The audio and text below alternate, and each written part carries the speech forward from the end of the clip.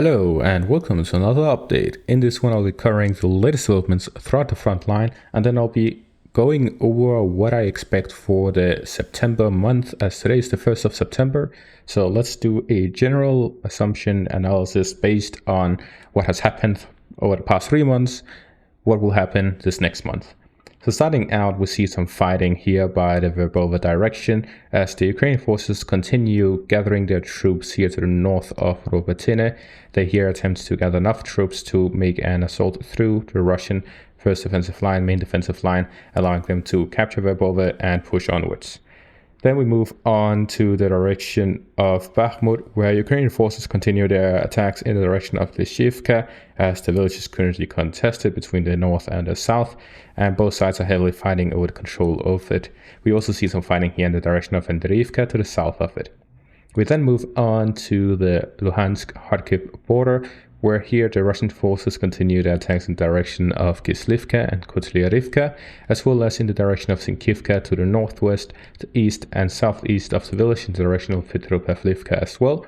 Here the fighting is focused around the direction of Kupiansk and the main road going from Kupiansk to Svatove. And that's all for the update. Then we move on to the general analysis of the month of September. So we have 3 different main axes. We have the Ukrainian offensive in the Zaporizhia area and Vremelsky Lech area. We have the activity around Bakhmut, and then we have some fighting on the Russian side in the direction of Kupiansk. So what we're seeing is that the Ukrainian forces are heavily focusing on the final part of their offensive, and that is an attempt to break through Russia's main line of defense. If they manage to break through that, then they have something to work on and consolidate upon over the fall season, because during the fall season it will be very difficult for any side to conduct offensive operations due to the weather conditions, which will turn their fields into mud, and as such they will be difficult to pass through. They will have to focus around the roads, and that makes it very difficult as everyone can focus their fire on the roads, and as such casualties will significantly increase due to the inability to spread your forces about. So what we're most likely to see from the Ukrainian side is that they will decrease their operations around Velika Novoselka and the Vremelsky Lech area. They'll most likely do a small and slow grind across as they try to move further southwards, but there will be no major operations in this direction, as the Ukrainians will not have any idea to break through the main defensive line in here, as the Russian forces simply have too much defenses in the area and a numerical superiority that makes it difficult for the Ukrainians to attempt a main push here in this direction. So we have seen the Ukrainians focus much of their forces in this direction south of Oryhiv, in the direction of Robotyne and Verbova. So here we are most likely going to see Ukraine's main push. What we're going to see is that the Ukrainians will continue gathering their troops in these final days of sunlight, and then they will try to launch their offensive operations just before the rainy season starts. The reason for this is that they will try to make their main push when the Russians are most vulnerable to it, and that is at the very end of their offensive, because at that point the Russians will have been grinded down to a point that they cannot go further than that. And at that point there will be few days until the rainy season starts, and that is when they'll launch their offensive. The point being that if they wait until the rainy season starts, they'll have a difficulty in launching their offensive. However, if they launch it prior to the rainy season and they manage to break through and they then focus on consolidating their positions, it is best for them to do so when the rainy season is ongoing. The reason for that is that the Russians will have a difficult time counterattacking and pushing them back across the defensive positions, at which they will be able to consolidate and build some defenses themselves. And if they manage to then hold on to it, then they will have their bridgehead across Russia's main defensive line at the end of this offensive. So they'll be looking at ending their own offensive at the time where no offensive can take place. Meanwhile, the Russian objective will be to pull in the Ukrainian forces right around the time of the rainy season and try to hold their positions, and at that point they'll try to push back the Ukrainian forces and hold them at the location as long as possible until the rainy season begins and the Ukrainians get bogged down in the mud. In that case, they can then launch their artillery shells and keep attacking the Ukrainian positions, preventing them from actually capturing the bridgehead across the main defensive line, and then taking advantage of the fact that the Ukrainians will have a hard time moving around due to the mud. So in this scenario, the Russians would try to allow the Ukrainians to push through across the main defensive line and then hold them there for as long as possible, preventing them from leaving once the rainy season starts. This will be in a case similar to when the Ukrainians were doing the Kherson offensive, where there was the river line. Let's move on to that location. So there's this river line here. The Ukrainians passed through on the eastern bank of the river, and then they were holding a location similar to this area right here. So what the Russians did was that they allowed them to get inside the eastern bank of the river line and then gather their troops in this whole location, while the Russians were attacking them from 3 different directions, trying to grind them down as much as possible, allowing themselves to inflict as many casualties as possible on the Ukrainian forces. They are most likely looking for a similar situation, looking at the defensive lines of the Russian forces. We can see 2 lines. The first one is this one. This is the anti-tank ditches as well as the dragon teeth. If the Ukrainian forces manage to pass through this location, they will have a bridgehead across. However, the issue would be that there will still be this anti-tank ditch. They cannot just fill it up. So the Russians would look to allow the Ukrainians to pass through, after which they will then keep holding them back, holding a stalemate in this location right here, having this as a wall, preventing the Ukrainians from breaking through. If they do that with the trenches here to the south, which are the main areas in which there are trenches for the Russian forces to attack Ukrainian positions from.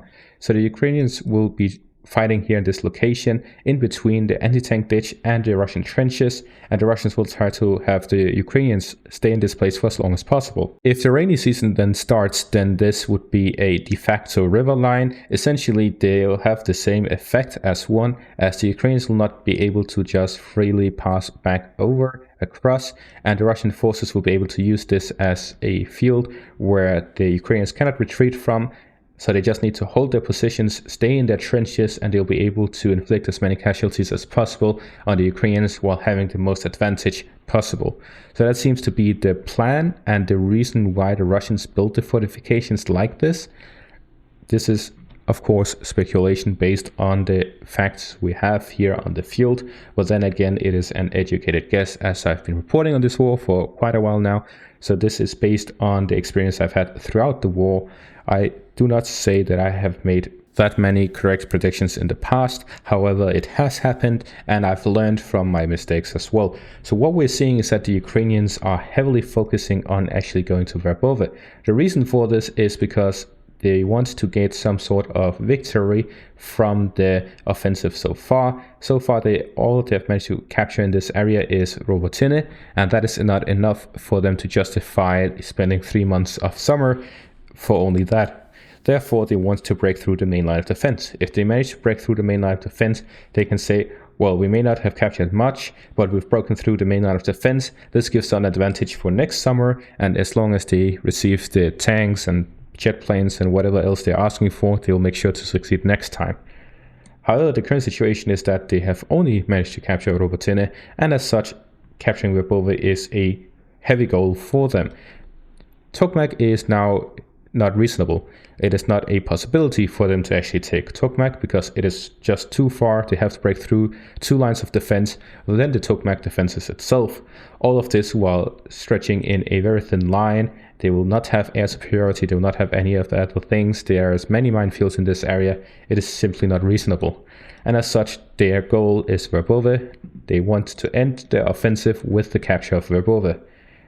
So they are most likely going to focus heavily on this. This is why we're seeing the 82nd Air Assault Brigade fighting within Verbove, sending infantry across, scouting the area, etc. That's it for the Robotyne area and the Vermelsky Ledge area. Then we move on to the Bakhmut direction, and here we see that there are 2 areas of fortifications.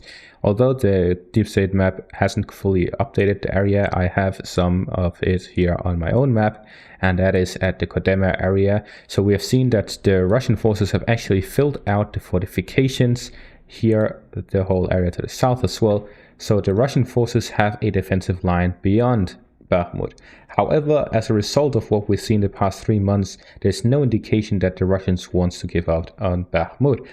Everything indicates that they are trying to hold it. So what we're seeing is that there's heavy fighting by Klishchiivka and Andriivka. But again, similar to the Robotyne area, this whole area has essentially no roads. There's only one, and it is between Ivanivska and Klishchiivka.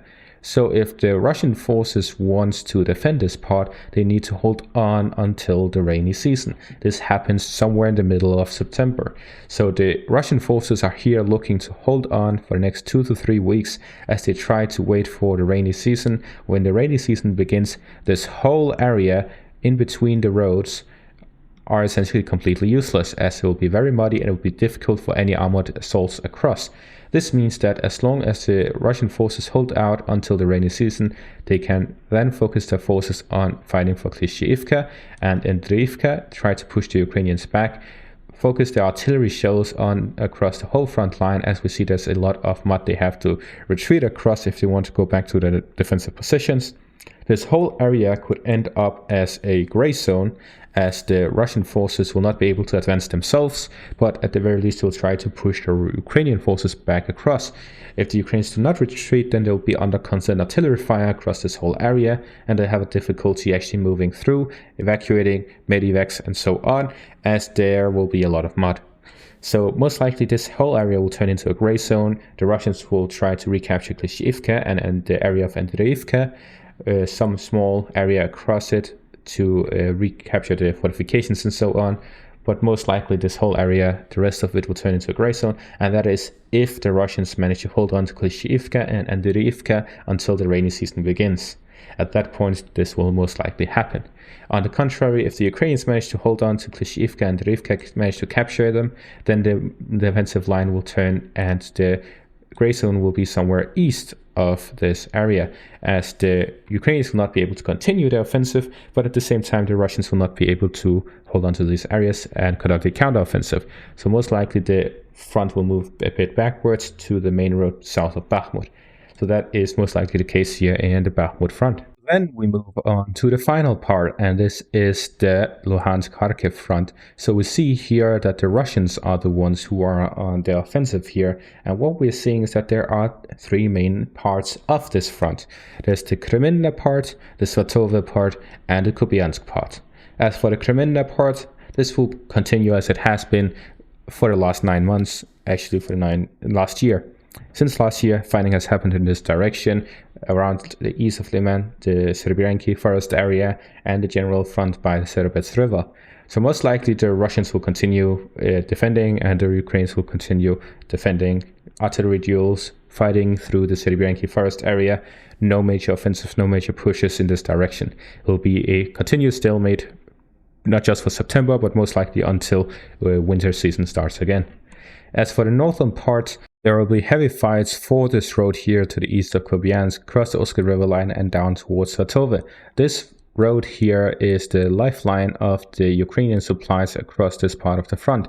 If the Russians manage to cut it off by capturing Petropavlivka, then they will be able to essentially consolidate this whole area here. The Ukrainians will be forced to retreat away from it, as they will not have any form for resupply route across this whole area, and as such the Russians will try to reach the Serebets River and hold on to this location to the north and contest Kupiansk from the east. So the Russian forces will here try to attack and increase their attacks in the direction of Sinkivka and Petropavlivka, as well as Kislivka and Kotlyarivka. All of this to try to cut off the road east of Kupiansk. This is the main push. This is the extra push, the one if they do not manage to capture Sinkivka and Petropavlivka, then at least they want to capture Kislivka, and that is their goal for most of September. They want to capture these areas prior to the rainy season and then hold on to them for the extent of the rainy season as they try to consolidate the areas and cut off the supplies for the Ukrainian forces. And that is all of my predictions for the September month, and that is all for this video. Thank you all for watching and have a great day.